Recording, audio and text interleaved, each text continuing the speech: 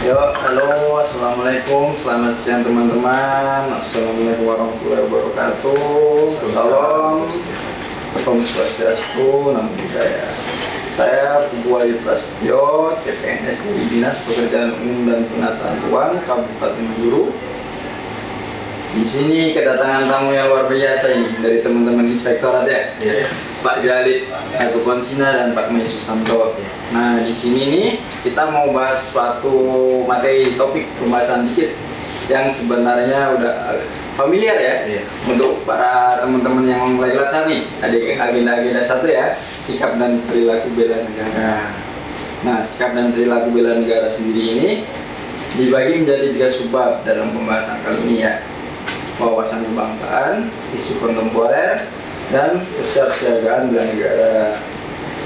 Nah, Pak Jalid, Pak Mei, di era digital ini kan informasi sangat berlimpah ruah. Kita sebagai penikmat, pendengar, pembaca harus pintar-pintar memilah mana yang betul-betul berita asli sama yang hoax. Nah, di tengah situasi yang seperti itu, peran ASN menjadi sangat penting karena sebagai penyangga untuk perekat kesatuan Indonesia. Nah, Pak Jalid, apa nih sebenarnya wawasan kebangsaan itu sendiri? Oke, saya mulai Bang ya. Jadi terima kasih Pak Pugu sudah mengundang kami berdua dari Inspektorat Daerah untuk hadir ke podcast yang luar biasa ini.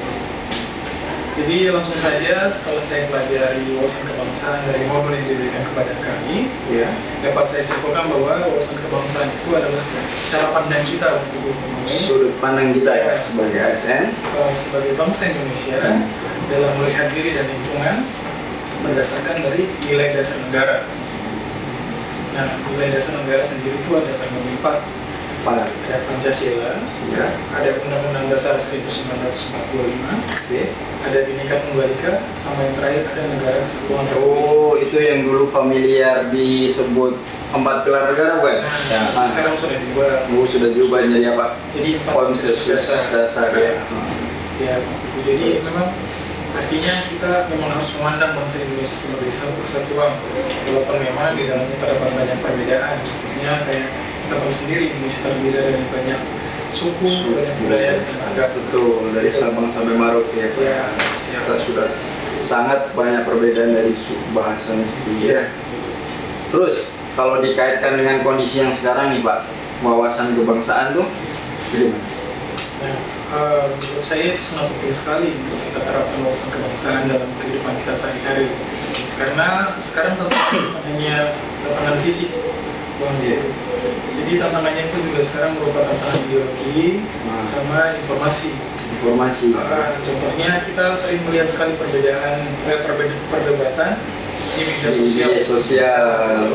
Itu didebatkan netizen bahkan hal sekecil apapun yang lagi trending sekarang tuh apa tuh yang netizen ASEAN sibling Korea net seperti itu ya, hanya gara-gara konser salah persepsi dan lain sebagainya sampai pecah meluas ke Brasil, Kanada dan lain-lainnya. Betul sekali. Nah, dari cerita Mas Pugo tadi kan kadang kita melihat hanya perbedaan pilihan, orang itu bisa langsung bertengkar di situ. Jadi disinilah pentingnya kita punya wawasan kebangsaan yang kuat. Jadi kalau wawasan kebangsaan kita lemah, ya berarti kita akan mudah terpecah belah gitu. Begitu ya. Nah, terus Pak Mei, dalam materi kan kita juga belajar tentang nilai-nilai bela negara ya. Apa sih kaitannya dengan wawasan kebangsaan? Jadi sangat berkaitan, ya. Jadi tadi Pak Jari sudah menjelaskan bahwa wawasan kebangsaan itu adalah cara pandang, sedangkan bela negara adalah tindakan nyata. Jadi ada 5 aktualisasi dari cara pandang kita. Jadi ada 5 tuh. Apa aja? Nilai dasar bela negara. Yang pertama, cinta tanah air. Jadi kita harus bangga sebagai warga Indonesia. Kita harus menjaga nama baik bangsa Indonesia. Contoh kecilnya bagaimana? Contohnya kita bangsa memakai produk dalam negeri. Itu sangat penting ya, membantu UMKM kita ya. Sedangkan sekarang perang ekonomi yang luar biasa, UMKM kita sangat kesulitan dari persaingan harga itu. Ya betul. Yang kedua, kita harus sadar berbangsa dan bernegara. Jadi kita sadar kita ini sebagai CPNS adalah bagian dari suatu sistem, suatu negara. Gitu. Yang ketiga, setia pada Pancasila sebagai ideologi negara.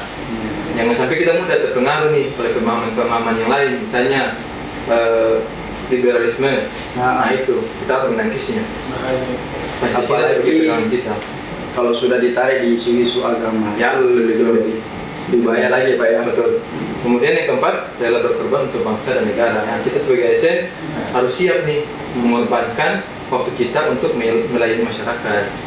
Gitu. Yang terakhir, kita harus punya kemampuan awal dari negara. Misalnya punya fisik yang sehat dan mental yang sehat.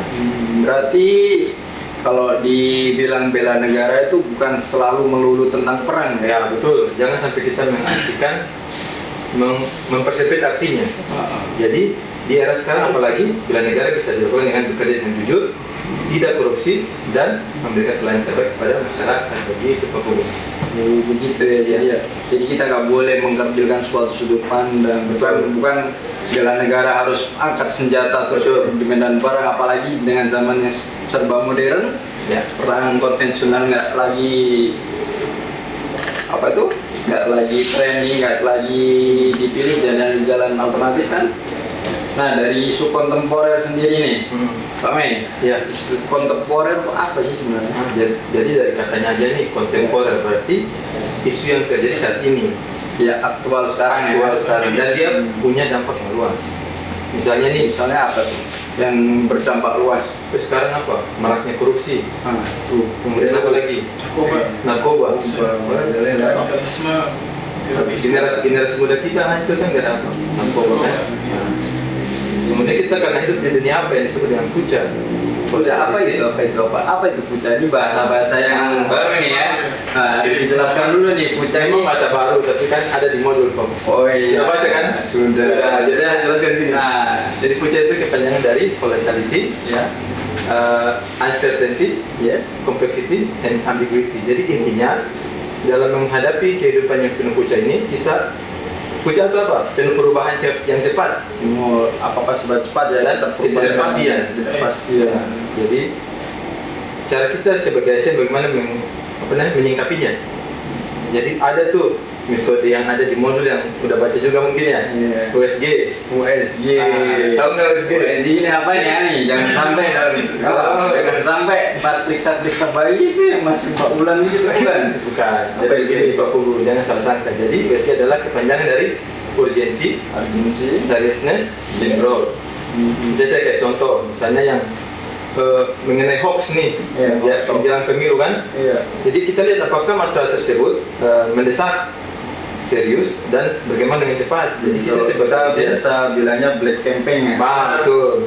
Jadi bagaimana kita sebagai ASN harus segera menanganinya begitu Pak Punggu. Nah, itu nanyanya gimana? Sedangkan kita kan sebagai ASN kalau konteks contohnya tadi pemilu ya, Ya. kita kan harus netral, nggak boleh berpihak ke salah satu. Jadi contoh gampangnya kita mengingatkan kepada masyarakat jangan mudah menerima berita-berita di media sosial. Kita harus filter dengan baik, cross check dulu. Ya. Berita itu apakah valid atau tidak. Banyak nih black campaign, berita-berita yang belum benar, belum tentu kebenaran gitu. Nah, terus gimana cara menyikapi isu-isu tersebut? Kira-kira Pak Mas? Ya kita dekati masyarakat saja, kita edukasi kan, edukasi bahwa pentingnya kita bermedia sosial dengan etika. Nah, biasanya jempol-jempolnya kan. Jempol jangan nakal. Jempolnya nakal ya. Akun etika ya. sosial gitu Pak. Nah, lalu setelah itu bagaimana Pak Jalil? Pendapatnya Pak Jalil sendiri tentang hal tersebut? Nah, setelah pakai metode yang tadi diberikan oleh Bang Mei, USG itu ya.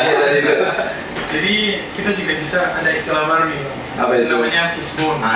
Fishbone. Udah untuk mencari akar masalah nih. Akar. Iya. Tunggu. Fishbone. Tulang ikan. Kenapa jadi akar? Nah itu dia masalahnya, saya juga tidak tahu. Dari bentuknya mungkin ya. Dari kerangka. Betul. Jadi kepalanya itu kan masalahnya itu. Kepala sampai ke tulang ekor. Ya betul. Jadi contohnya kayak gini, kita lihat di salah satu pelayanan publik ya. Iya. Kami contoh pelayanan publiknya. Pelayanan publik yang lambat contohnya.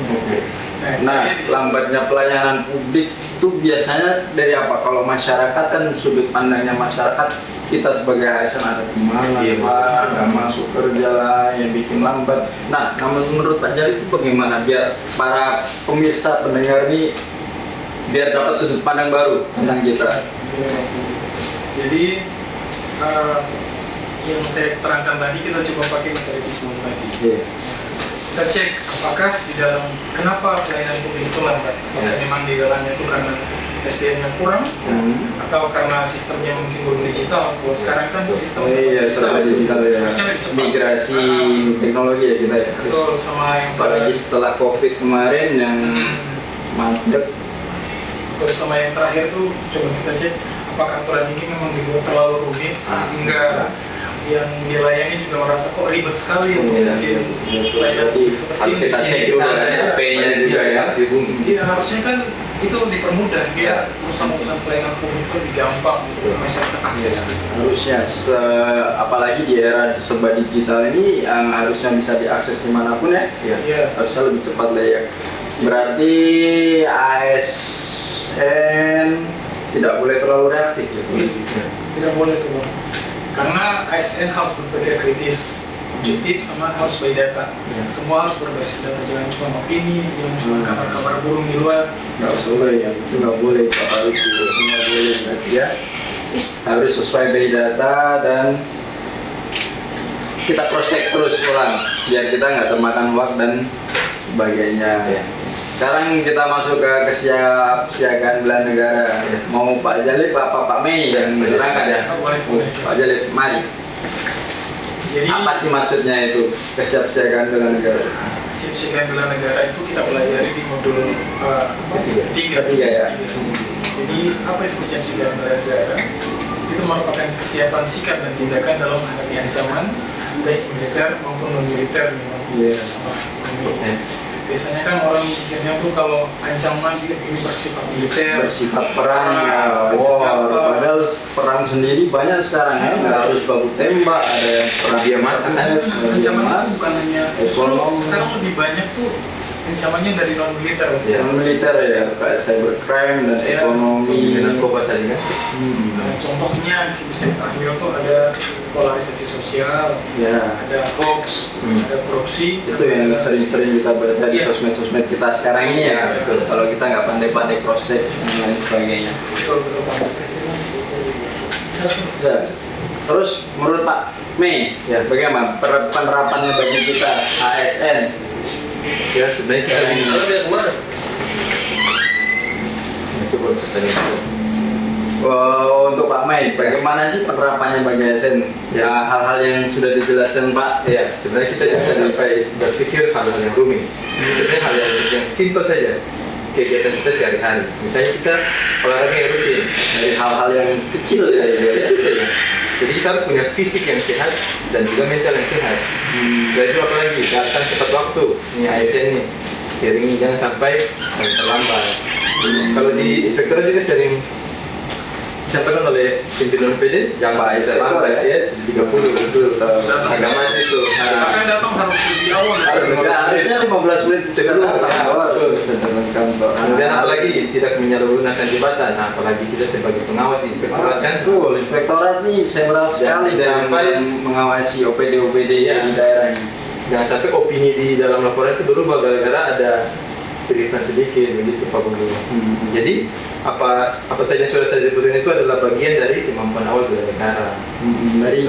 Berarti dari hal yang sekecil dari diri kita sendiri kita berikan contoh kepada masyarakat supaya sudut pandang masyarakat yang selama ini kurang dibilang negatif lah buat kita ya, agak sedikit terbuka begitu Bapak Ibu. Sebenarnya ASN tuh kita sesuai SOP saja, mungkin kebijakannya atau lain-lain yang bikin membuat pelayanan agak sedikit lambat. Nah, dari diskusi hari ini kita belajar bahwa menjadi ASN bukan hanya soal bekerja. Wawasan kebangsaan mengajarkan kita untuk tetap bersatu di tengah perbedaan. Isu kontemporer mengajarkan kita untuk berpikir kritis, bertindak di tengah perubahan. Kesiapsiagaan bela negara mengajarkan kita untuk bertindak dengan integritas. Apalagi di era digital, di tengah derasnya informasi dan perbedaan pendapat, ASN tidak boleh goyah. Betul. Apalagi kita sebagai contoh untuk Harus masyarakat, teladan. kita sebagai pelayan masyarakat, sebagai perekat masyarakat. Karena setiap pelayanan yang kita berikan, setiap keputusan yang kita ambil, itu adalah bentuk tanggung jawab pada bangsa dan negara. Betul. Mari kita semua pas jadi ASN ya, Pak. Ya. Jadi pemain Insyaallah. tidak hanya cerdas tapi juga berkarakter. Tidak hanya bekerja tapi juga menjaga Indonesia. Terima kasih Pak Jalid. Ya, Pemain. terima kasih. Itu mungkin sedikit cuplikan yang moga-moga dapat memberi pelajaran sudut pandang untuk pemirsa dan pendengar kita semua. Sampai jumpa di episode berikutnya. Salam persatuan, salam bela negara. Salam bela negara.